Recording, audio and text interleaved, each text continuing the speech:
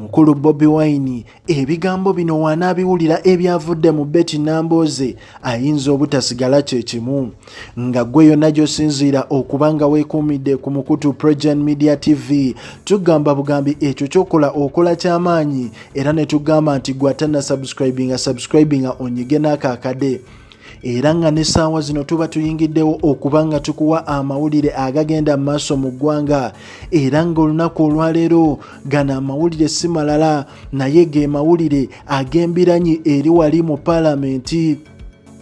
Embiranyi eno ng'eri ku basajja emmekete n'abakyala ab'enjawulo abeewaddeyo okubanga buli omu ayimirira ne yeesimba mu munne ku ntebe y'okubeera sipiika mu ggwanga Uganda. Era nga olunaku olwaleero omukyala amanyiddwa nga Betty Nambooze omukyala ono avuddeyo nga teyeeruma namu n'abaako ebigambo eby'enjawulo by'aweereza Rebecca Kadaga ebigambo ebimukubye ewala. Omukyala Betty Nambooze avuddeyo n'agamba Kadaaga nti essaawa zino kimanye bumanya nti woba tostepinze down oba woba teweesonyiye entebe y'obwa sipiika wandifuna obuzibu bw'oyolekedde oyinza okuba tobumanyi naye buzibu bw'amaanyi. Omukyala Betty Nambooze n'agamba Kadaaga nti gwe ky'olina okuba nga otegeera toyina paalamenti gy'oyinza kutuulamu essaawa zino nga oli mubaka olw'ensonga nti ojja kuba oserigaseyo.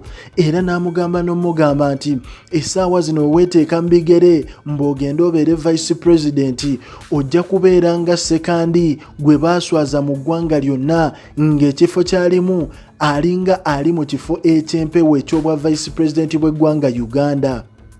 Era omukyala Nambooze n'agamba ku byonna by'ozookolera Uganda naddala mu paalamenti y'amagezi gamuwa omukyala ono Rebecca Kadaga aveeyo buvi agende yeesimbewo ku ntebe y'obwa pulezidenti nga talinaamu naye ngeri gye yeesiseemu.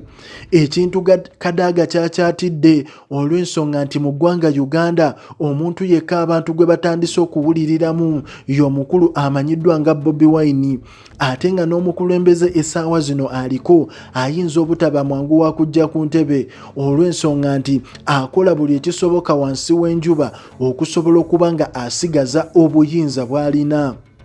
Naye ng'ate omukyala Betty Nambooze amagezi geego gennyini gawadde omukyala amanyiddwa nga Rebecca alitwala Kadaaga n'amugamba nti ekintu ekigenda okusigaza relevansi y'omu ggwanga Uganda gwe kuva ku bwa sipiika ogende weesimbewo ng'omukulembeze w'eggwanga Uganda.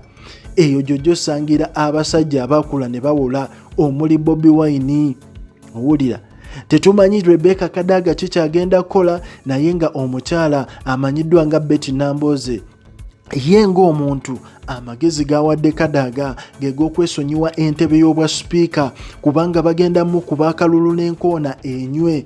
Naye ng'ate ffenna tumanyi nti amawulire agasaculatinze ku social media galaga nti ate mulimu bammemba of parliament ab'enjawulo naddala abali mu kisinde kya people power abaavuddeyo ne babanga balagira ddala nti emitima gyabwe n'emyoyo gyabwe gyonna gigenda kubanga giwa Rebecca Kadaga akalulu.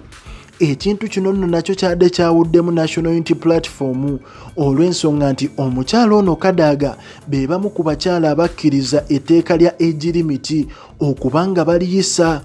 Owulira so aba National Unity Platform abamu bakkiriziganyiza ne bagamba nti omukyala oyo tulina omuwa akalulu naye ate abamu ne bagamba tetusobola kukkiriza muntu ayinza kukolagana na dikiteeta.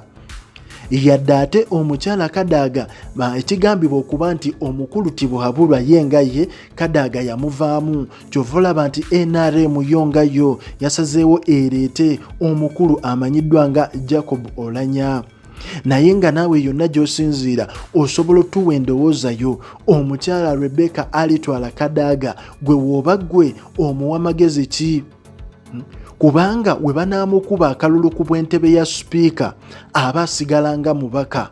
Naye ate kuligase oba ku byafaayo by'alina omukyala oyo byakoledde paalamenti kiba tekirabika bulungi ye nga ye kutuula mu paalamenti eyo nga mubaka.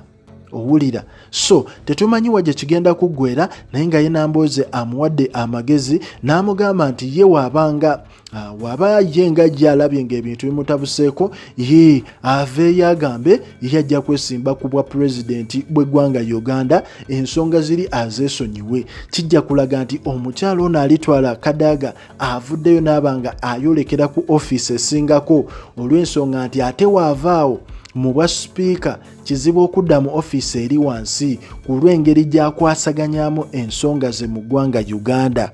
Yes, aba Projan Media tuliwo kuwa mawulire gagenda maaso mu ggwanga omulimu go subscribinga olikinge onyige n'akakado osobole okubanga ofuna updates zonna ezigenda maaso mu ggwanga.